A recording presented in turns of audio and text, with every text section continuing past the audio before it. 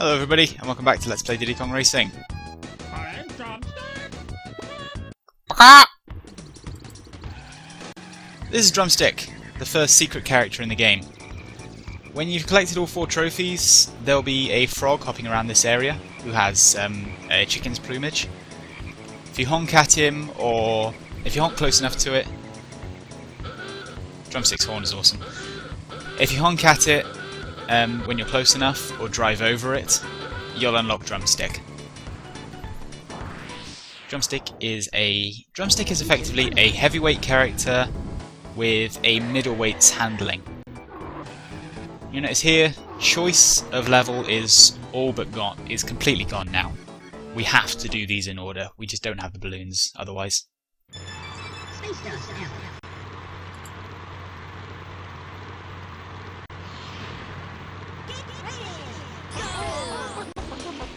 So yes, welcome to the first track of Future Funland. This is Whizpig's twisted theme park, I believe it's referred to in the manual.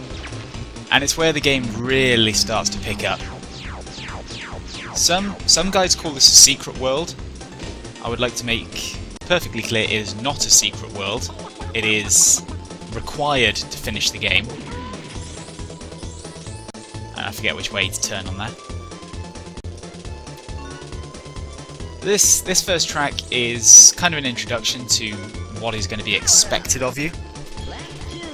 And what is going to be expected of you is far tighter turns, a lot more environmental hazards. I saw those boulders floating around by the start-finish line, they can get in your way. Those lightning bolts will prevent you from will punish you if you get too high in these tunnels. Same goes for those, they are not just set dressing, they will knock you out of the sky. This tunnel, I think, is a lot like the tunnels that we saw with Smokey the Dragon on his course.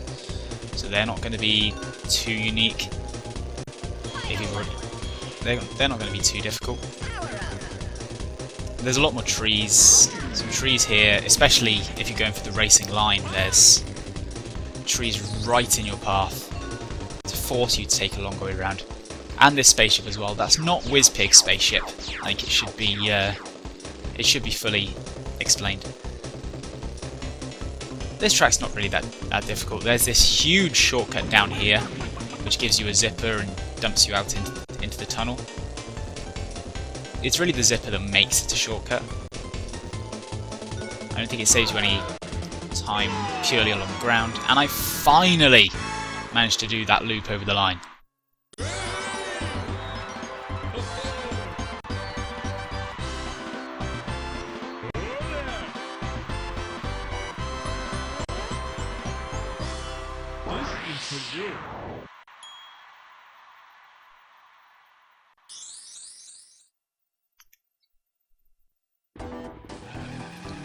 So up to 40 balloons, and off to what I think is the hardest track in the game.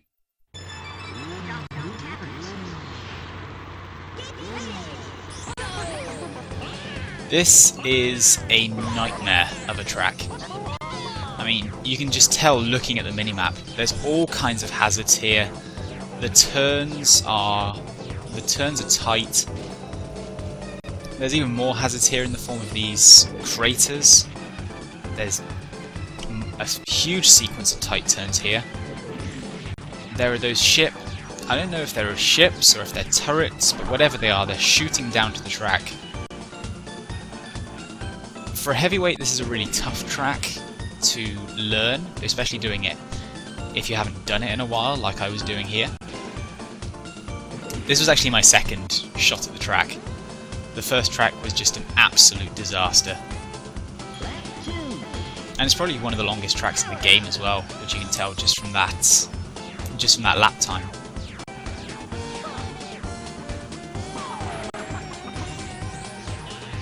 I think in my first attempt at this race I was putting in lap time for about a minute.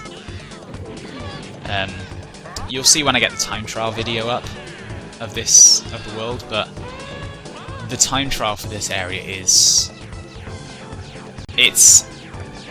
I can't even put it into words. It is easily the hardest time trial in the game.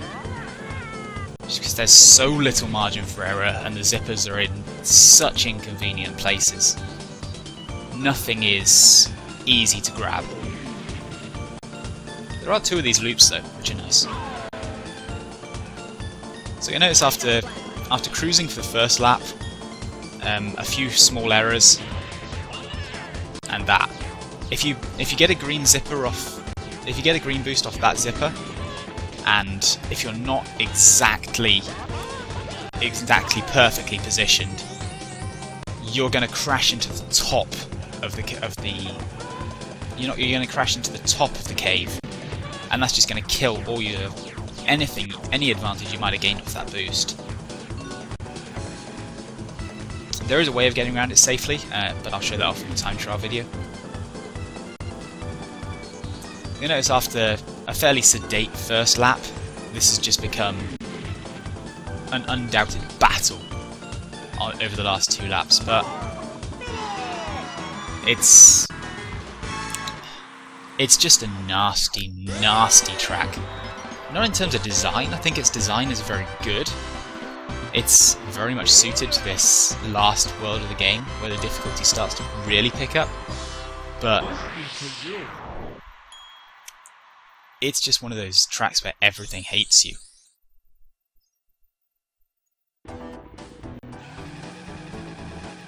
So we dealt with that, and on to another entry for the list of best music in the game.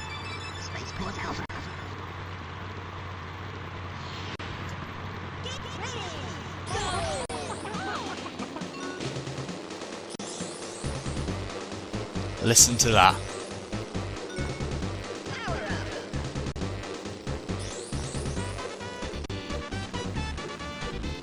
Isn't that brilliant?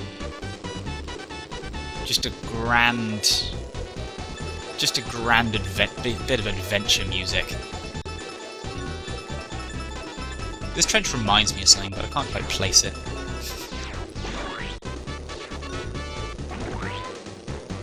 But yeah, this is a really fun track, and it was one of my it was the one that hosted the most battles as a kid. Me and my friends just taking to this track and just desperately trying to get that perfect run, because we all played this track so much and we all knew it so well that perfect runs were required just to keep up with everyone else. We were all so good at this track, having played it so much. The trick in that trench is just keep low. The lasers only fire up to a certain height, so provided you stay low, they're not going to be too much of a problem. This is probably the hardest turn in the game, just because it's a vertical turn, and a sharp vertical turn as well. Lightweight characters don't have too much problem with it, but heavyweight characters you might need to use the brake turn to get through it easier. Everything about this track is just great. The look, the music. Notice the N cube, the N64's logo. N64 is written on some of the little, I think they're fuel tanks dotted around.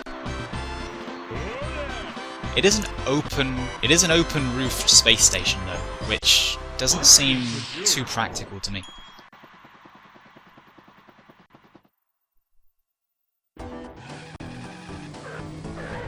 But from one pretty great track to another pretty great track. Yeah, again, not my first attempt at this track, and I'll explain why when we get there. I haven't included those failures in as part of a failure reel because they weren't too huge. Certainly not terribly entertaining. It was just single bad mistakes that screwed up an entire run. The zippers on this section are hard to hit as a heavyweight. As a lightweight, they are very easy to hit, provided you're getting your skidding right. This section gave me no end of trouble as a kid.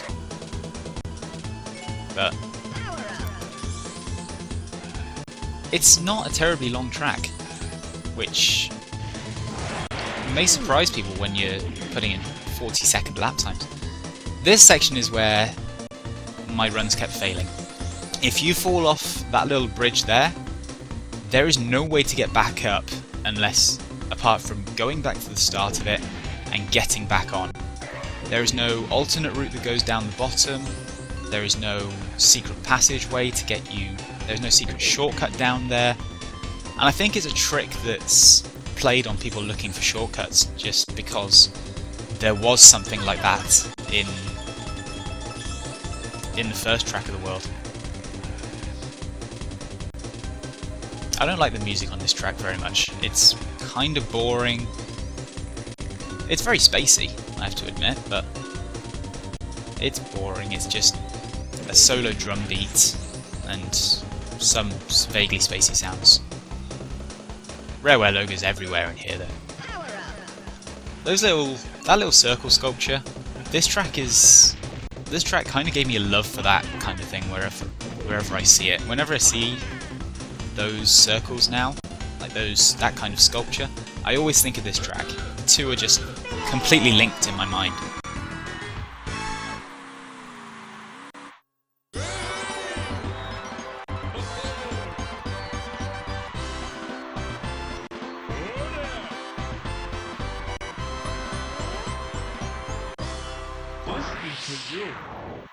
But now there are only 4 balloons left to get in the game, and there is no boss to be dealt with.